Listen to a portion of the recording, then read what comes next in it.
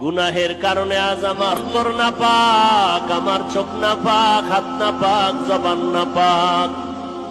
এত গুনাহ করিয়াও আপনার দরওয়াজা ছাড়ি নাই রে মালিক। আপনার মতো দয়াময় কেউ নাই। আমরা আপনার আদরের নবীর উম্মত, গুনাহগার বলে আমাদেরকে ফিরাইয়া দিয়েন না রে আল্লাহ। আমরা চিন্তা ভাবনা করে দেখলাম আপনার দরওয়াজা ছাড়া আর কোন নাজাতের দরওয়াজা নাই।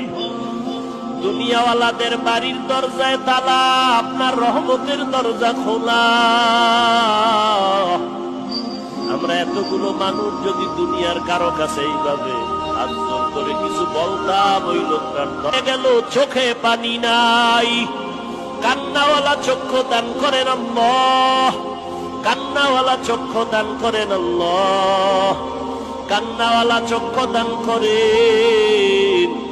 এই গুনাহ নিয়ে কবরে যেতে চাই না রে আল্লাহ। কবরের মাটির চাপ সহ্য করতে পারবো না রে আল্লাহ।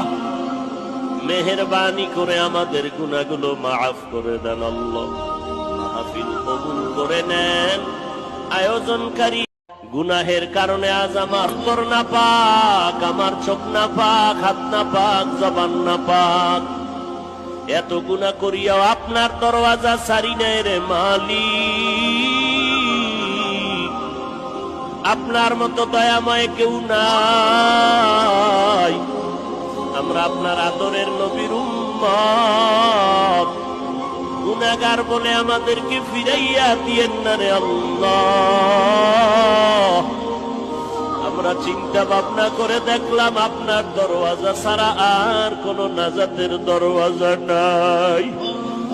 দুনিয়াওয়ালাদের বাড়ির দরজায় তালা, আপনার রহমতের দরজা খোলা। আমরা এতগুলো মানুষ যদি দুনিয়ার কারো কাছে এইভাবে হাত জোর করে কিছু বলতাম, ওই লোকটার গেল চোখে পানি নাই। কান্নাওয়ালা চক্ষু দান করেন আল্লাহ, কান্নাওয়ালা চক্ষু দান করেন আল্লাহ, কান্নাওয়ালা চক্ষু দান করেন। এই গুনাহ নিয়ে কবরে যেতে চাই না রে আল্লাহ। কবরের মাটির চাপ সহ্য করতে পারবো না রে আল্লাহ। মেহেরবানি করে আমাদের